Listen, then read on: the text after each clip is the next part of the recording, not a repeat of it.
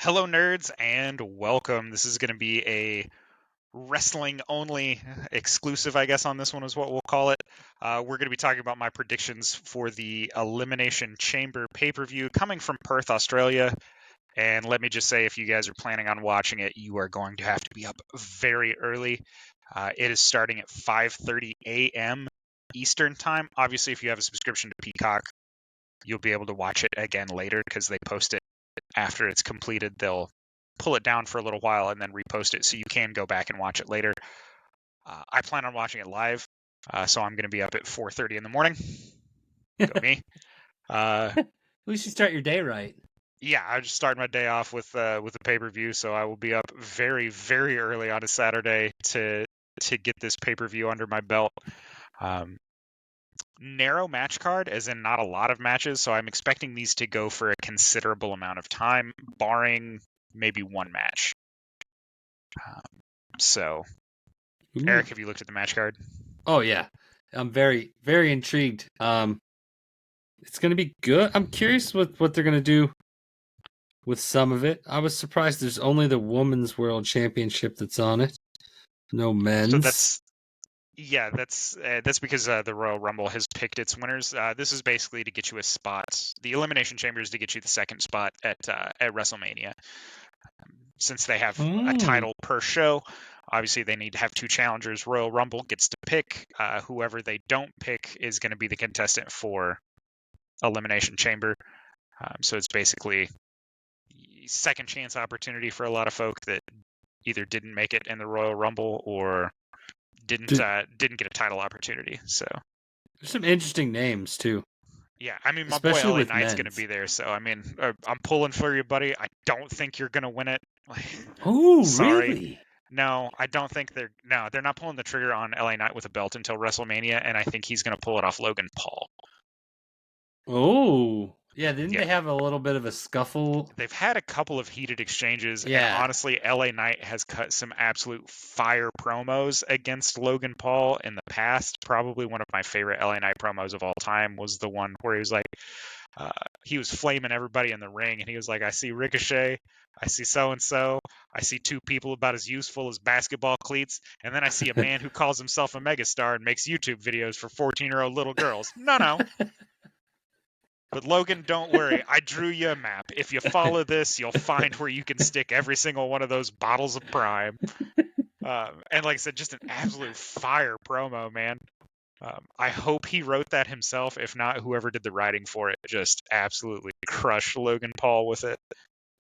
This would be a great time to like really get it going too, like their rivalry now, because Logan Paul is 100%. signed to be more involved in the show. So this would be great. Like I feel like now that you've said all that, that the best thing that's going to come out of that Elimination Chamber is going to be that feud. I think they're going to take each other out or affect each other's outcome in that match. For sure. Yeah, one of them's going to cost the other one the match, and that's where this is going to get heated.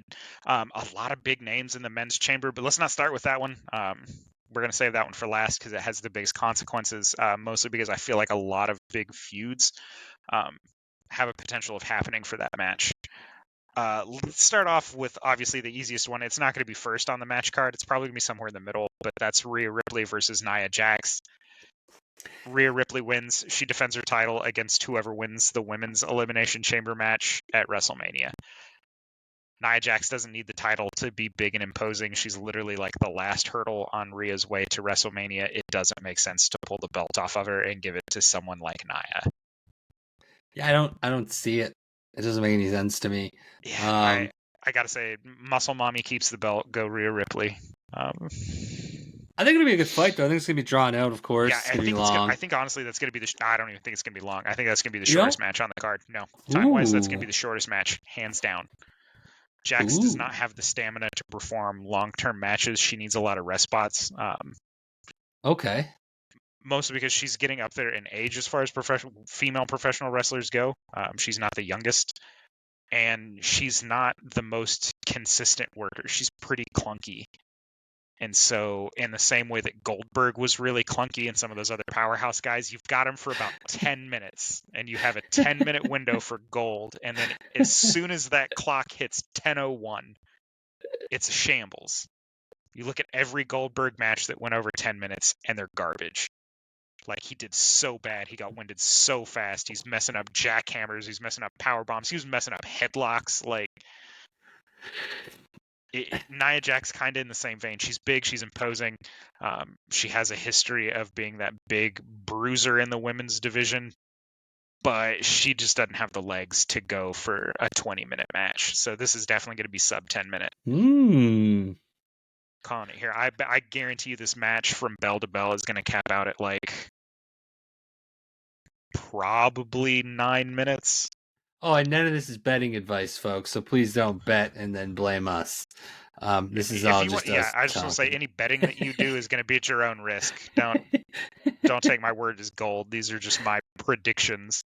But yeah, it would make no sense for Rhea Ripley to lose drop the belt. The title right now. No, it not needs at to all. stay on Muscle Mommy. The only upset I think I really picked on the card was going to be the tag team match, which is going to be yeah, it's going to be the Judgment Day of Finn Balor and Damian Priest going up against Pete Dunne and Tyler Bate, I think is his name. Yeah.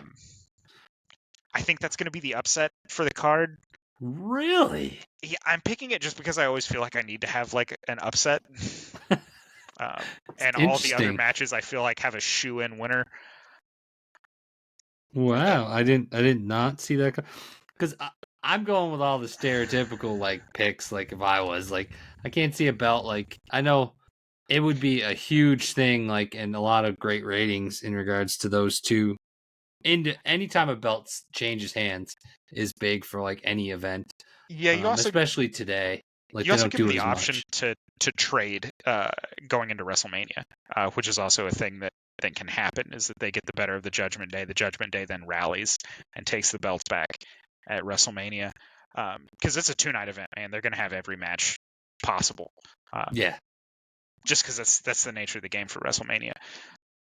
So I picked them as the upset. Will it happen? Who knows? Finn and Damian have been adequate tag team champions. I don't see keeping the tag belts on Damian Priest for much longer just because he's holding the Money in the Bank briefcase, and that's going to have to get cashed in. They've almost pulled the trigger on it a couple of times, but not quite. So I think the time is getting there for him to make a cash in and see how things go. So we'll see where all this lays out. Dude, that's nuts. So you want to do the women's next? Yeah, let's do the women's elimination chamber. Big time Bex, man. I'm going to talk about the man. She's winning it. Hands down, I think it makes the most sense for the story. She's going to pick Rhea Ripley to go head to head against, mostly because Tiffany Stratton and Raquel Rodriguez have already had their chance. I don't recall seeing Becky go 1v1 versus Rhea Ripley in recent memory. And she's definitely got the star power for a WrestleMania match. I was going to say I would pick only because she's the biggest name that I've been reading about when I'm kind of popping through different like wrestling podcasts and stuff. Because unfortunately, I don't have the time to watch a lot of wrestling, so I'm kind of just interact with different podcasts and stuff like that on Twitter and kind of just grabbing stuff from there. But yeah, she's the biggest name that I've seen come up a lot, so I would absolutely pick her. And I remember she's been around for a little bit now too.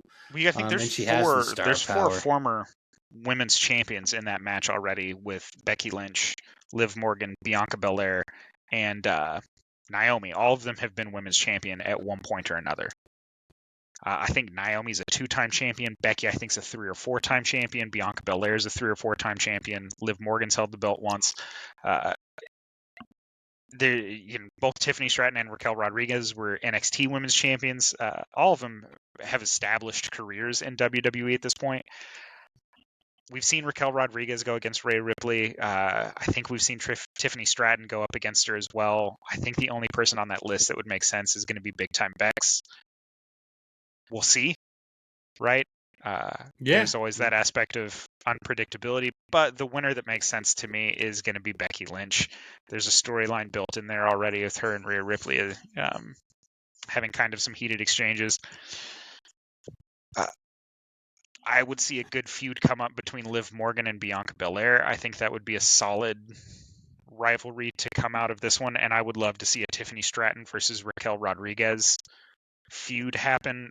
Both of them are very, very great performers, good workers, dynamic and exciting to watch. I think the time's right to just go ahead and let them develop at least a feud for a little bit, just to carry some side stories through WrestleMania. That way you have potential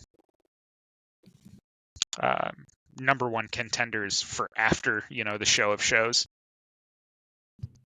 I'd be curious, like, how much, like, now that The Rock's working there, like, I think he's not creative. He's on the board. Oh, is he? Okay, so I wasn't sure if, like, not to say that, like, he's got. I'm not trying to say that he's going to carry weight, but I'm just curious if any of the storylines are going to develop not differently, but like if he's thrown in with Triple H in regards to stuff, and like there've been some wild rumors since The Rock came back into things, like with him fighting Triple H at WrestleMania and things like that. Like obviously those things aren't going to happen, but like I'd be curious. Triple H physically can't. He was told by his doctors that he's never going to wrestle again. He's got a heart problem. Ooh, sorry, Triple H. I didn't know that. You are the man, though. Yeah. But I'd be curious, like, if Rock's having any input with some of this newer stuff coming out. I'm sure he does. He definitely had an input into the Bloodline story, obviously, that backfired massively to the point where we got the backtrack on it to where now The Rock is part of the Bloodline, and he's kind of feuding with Cody Rhodes and Seth Rollins right now, who he calls like the backup champion or something like that, like the it consolation prize champion. It was good to see him not come in and like take that fight in WrestleMania. Yeah, Roman doesn't need it. I feel like they could do a really good like breakdown of the Bloodline. Hopefully it's coming. The Bloodline story's been going on so long. I think I've predicted its collapse like 4 times, and they've got false flagged me every time. Like, it's here forever. Yeah, it's the most permanent thing in WWE is the Bloodline. Roman Reigns definitely needs to drop the belt at WrestleMania, man. Like, it's time to take the belt off of him. He's had a fantastic run as champion. Honestly, Hall of Fame worthy heel turn from Roman Reigns. I cannot applaud him enough after years of him being forced down the fan's throat as a face. Finally letting him develop as a heel, a real heel, has been fantastic. And I mean, he plays it so well to the point where if he loses the belt, he goes into a feud with The Rock or whatever, the Bloodline fully collapses. It gives him an opportunity to take some time off, in the same way that Undertaker was taking that time off, to let nagging injuries heal, to be healthy, to stay in good shape, and then come out again. And he could come back as heel, or he could come back as face, and the fans are going to be into it, just because separation does improve that desire, that want. Like, we haven't seen Roman Reigns in a while. Boom, here he is again. And whether he's heel or face, he's going to be getting a crowd reaction. So it's just kind of good to refresh that desire. Yeah. But that's going to be a topic for the WrestleMania one, man. So our last one's the men's elimination chamber that we kind of hinted at a couple minutes ago. Drew. Yeah, Elena's going to be...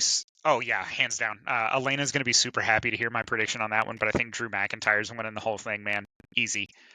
It makes sense. He's already got a feud with Seth Rollins going. They have heated history together. I think he needs to be taking it off of Seth Rollins at WrestleMania because, to be fair, Drew McIntyre deserves a WrestleMania moment in front of a crowd. He held that title during the height of COVID, where it was empty stadiums. He was having to cut promos to no one. They were having to pipe in crowd noise. He's worked hard enough for that company. He's a dynamic enough character. He plays a fantastic heel at the moment.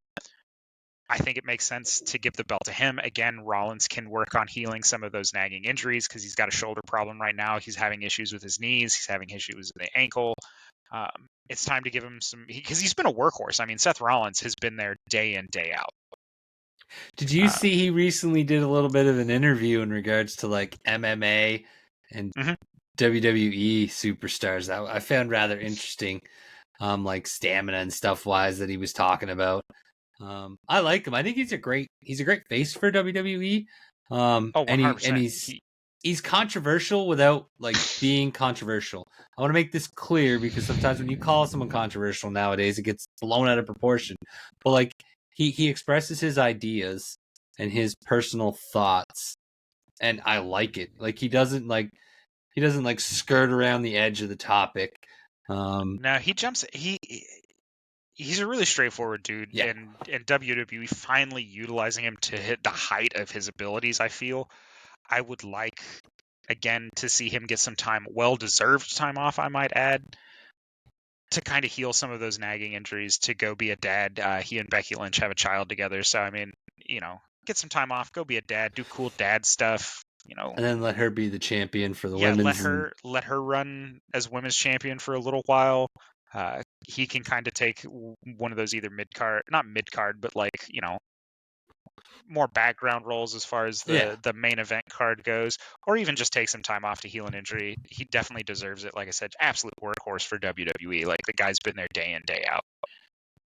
And I have to agree. Like my only thing is I don't follow it enough, but I can't see Randy Orton, Bobby Lashley, LA Knight, or Logan Bobby Paul. Lashley's Those 100% four are not not winning it. Those four I know are not winning. Like there's no, Yeah. It doesn't make any sense for any of them to get it, only because two of them are veterans that have been around long enough. I don't think people get super as excited about them as they used to. And WWE needs to get fresher, younger, and stuff like that. And they've got this big push going. And then we they've got to talked start about moving into something like other LA Knight and Logan title Paul holders. need to start their feud. Like really need to get it going now. So neither one of them are 100%. winning because of that.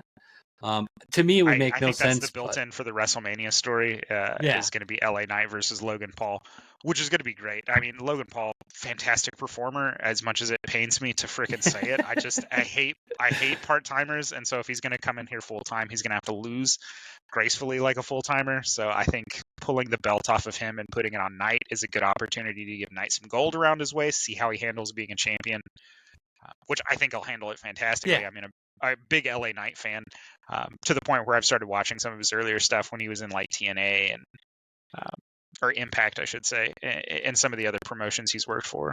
And if you're gonna pull someone away like a Seth Rollins that's been in, like I said, I don't watch a lot of wrestling stuff, and I've seen him in a lot of promos as I'm doing our stuff on social media.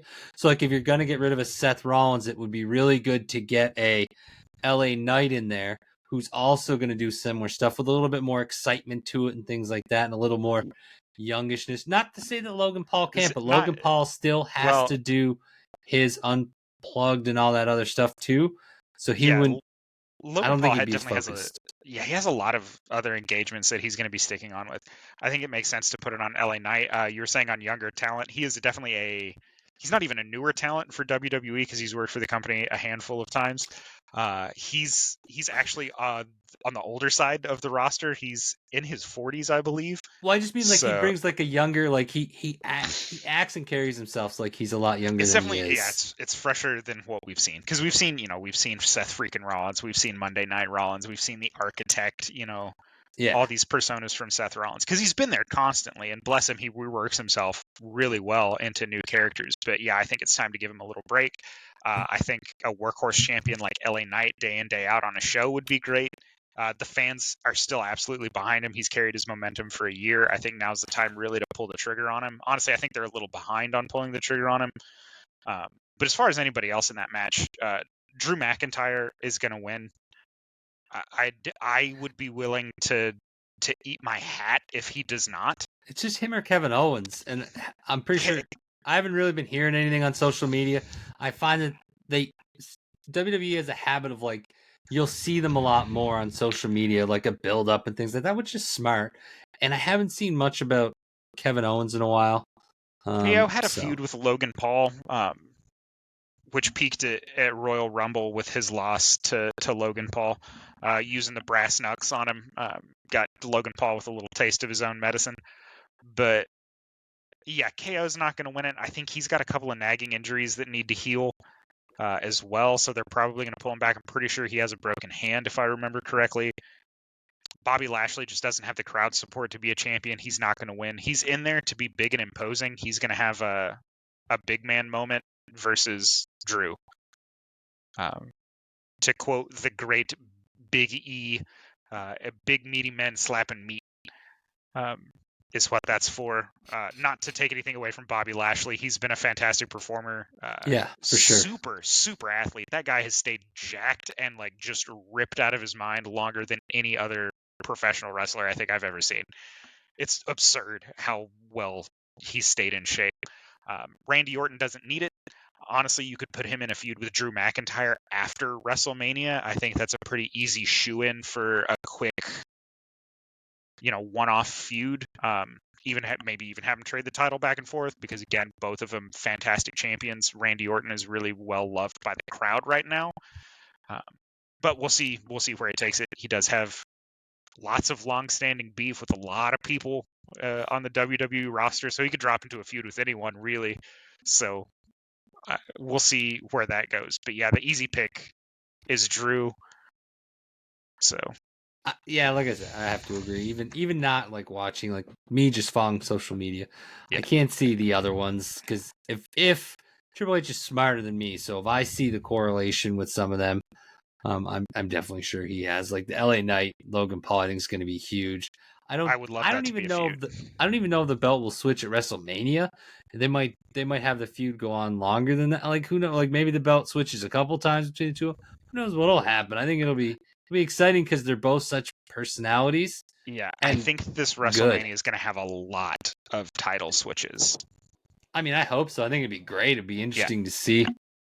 Yeah, I mean, with Cody, with Drew McIntyre, with hopefully Becky Lynch on the women's Elimination Chamber with the WrestleMania moment would be fantastic. Bayley, obviously the Royal Rumble winner, getting kind of snubbed by WWE's marketing team right now. She has not been on a lot of promotional material, which I think is BS considering she won the women's Royal Rumble.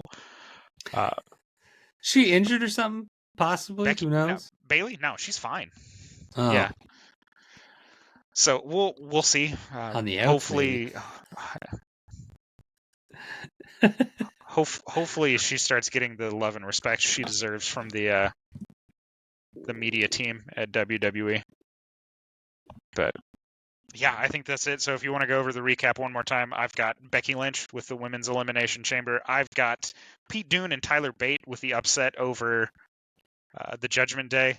Again, I had to pick one upset. You always have to have that one upset when you're doing your brackets for March Madness and stuff. This is my one upset for Elimination they have to have Chamber. One. Like they're gonna have to have it somewhere, and that's the only one that makes sense to me because you can't have everything just play out like because they have before.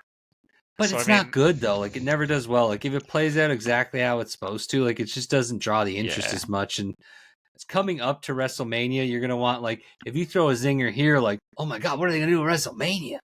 Yeah, like that's the big thing for me. So I agree wholeheartedly that somewhere in there's going to be a huge twist, and that's probably the only one to me that really makes sense. I mean, then the other ones do. We'll see how it plays out. Like I said, that's kind of the upset pick for me. Rhea Ripley, easy win over Nia Jax. Nia Jax doesn't need the belt. Rhea Ripley does need the dominant win leading into WrestleMania. I also have her retaining, I think, at WrestleMania over Becky Lynch. I think her reign's going to continue at least for a little bit. We'll see. Becky Lynch could get the upset if she wins Elimination Chamber. Again, I say preface if. Nothing is set in stone in this regard. And then for men's Elimination Chamber, Drew. Yeah, no, I think that's that's probably what's going to pan out. Yeah, we'll see. I will be active on Facebook if any of you are up that early in the morning, or if you just feel like getting a play-by-play recap from me, I'll definitely be posting on Facebook throughout the that particular live event as I suck down probably 2 pots of coffee just so I could stay awake watching that because it's so early in the because I'm all the way over in Texas, right? So like I'm another hour. Yeah, so that's gonna be 4:30 a.m. for me. I'm definitely gonna have to get to sleep early. Hey man, you got to catch it when it's live, Yeah, no, I can't watch sporting events afterwards. Like I've had to work before during like the Super Bowl or something. Like I just didn't watch it that year. Yeah. I know the score. I'm good. Yeah. But with that, those have been my WWE predictions for this weekend's match card. We'll see how it plays out. Hopefully I'm as lucky as I was on Royal Rumble with just talking between Eric and I, but I feel like now that we did a video, I'm just going to miss every one of these matches. I'm going to go 0 for 5 on this one, or 0 for 4. Over 4. Yeah, just because I did the video predicting it. So, dude, that would be the most wild one ever, though, if you go 0 for 4. Yeah, if I go 5 for 5 when we don't record, and then 0 and 4 when we immediately do. It'll be a wild one, though, to see, like, anybody else wins these matches. It'll be wild. Yeah, I just don't see who else they're going to be pulling the trigger on for these. So we'll see. We'll see where it goes. All right, with that, we'll catch you next time. Thanks for joining us.